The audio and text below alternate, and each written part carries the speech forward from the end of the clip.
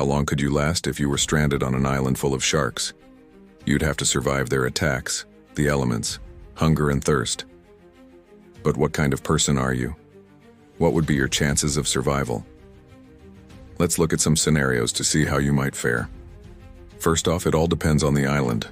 If you landed on a small uninhabited island with only a few dozen sharks, your odds of survival would be much greater than if you were marooned on a massive island with hundreds of different species of sharks and thousands of individuals. So let's just assume that we dropped you off on this tiny deserted island. There's nothing but sand, a few palm trees, maybe some bushes and rocks. And the sharks? Oh boy, there are at least 20 bull sharks in the water around you circling. You might find it surprising that they didn't attack you as soon as you entered the water. Bull sharks can detect blood from more than a mile away, and they're known to come incredibly close to shore. It is estimated that each year nearly 100 people are killed by bull shark attacks. They inhabit coastal waters of the Pacific, Atlantic, and Indian Oceans and can travel up rivers, which means they're not just hanging out in the ocean. They will venture into brackish water or even fresh water. Bull sharks tend to hang out in murky water where they can't see very well. This means that even if you're standing in waist-deep water, you may be at risk because the shark may not see you and think you're something else like a seal or a sea turtle. Since there's no lifeguard around, your best bet is to get as far away from the shore as possible and try to signal for help. You should also take steps to protect yourself from the sun and stay hydrated. If you have any food on hand, great. But if not, remember that bull sharks feed on crustaceans, mollusks, fish, and even sea turtles. So if you're hungry, you'll want to go fishing. Just make sure you don't end up as someone's lunch. If you do get bitten by a shark, control the bleeding and apply a tourniquet as high up on your arm or leg as possible. If you don't have either of those things, use a stick, a rock, or anything else that you have handy to keep the blood flow to the wound to a minimum. Then, you should try to kill the shark. Use any weapon you have. Try to hit its gills or eyes, since they say that these areas are the most vulnerable. Don't try to stab it in the heart though, because sharks don't have hearts that are easily accessible. In movies, people always seem to know where to stab a shark to make it go away. But really, good luck with that.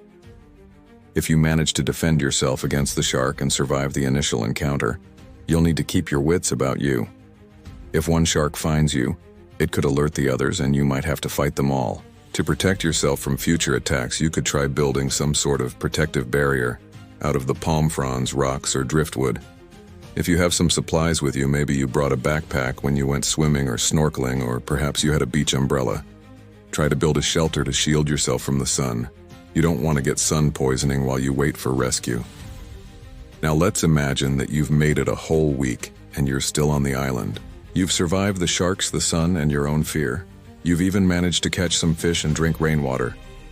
Congratulations. The odds are definitely in your favor now. But then a storm hits. Storms can bring high winds, heavy rain, and large waves. The waves could easily knock you down and drown you. You could also succumb to hypothermia if you get wet and can't warm up quickly enough. Also, if the palm trees fall over, they could crush you. Large waves may also bring in even more sharks. You'll need to swim to deeper water and hope they don't follow you. If the sharks do decide to come closer to shore, you may have to fight them off once again. If the storm lasts only a day or two, you should be fine after that, assuming you've stayed safe. But what if the storm lasts longer? Storms that last 3 days or more are called tropical depressions. And if you're stuck on a tiny island with nowhere to hide, you may not survive. On the bright side, a tropical depression could bring other things with it, such as a cargo ship or a cruise liner. You might be able to flag down one of these vessels and get off the island. If not, you'll have to keep trying to survive another day at a time. If you last through the storm, you might run out of food and water. If you drank seawater, you would be even more dehydrated. Sharks typically avoid humans, so you may not see them often. Still, you might need to swim out to deeper water to find fish to eat. If you can't find any fish, you'll have to try eating something else. Remember, sharks aren't picky eaters. They'll consume almost anything, including seaweed, jellyfish, birds, sea turtles, and dead animals. These are all relatively easy to find on or around a small island. If you can catch fish, great. Otherwise, you'll have to turn to the next best thing. Seaweed is considered safe to eat.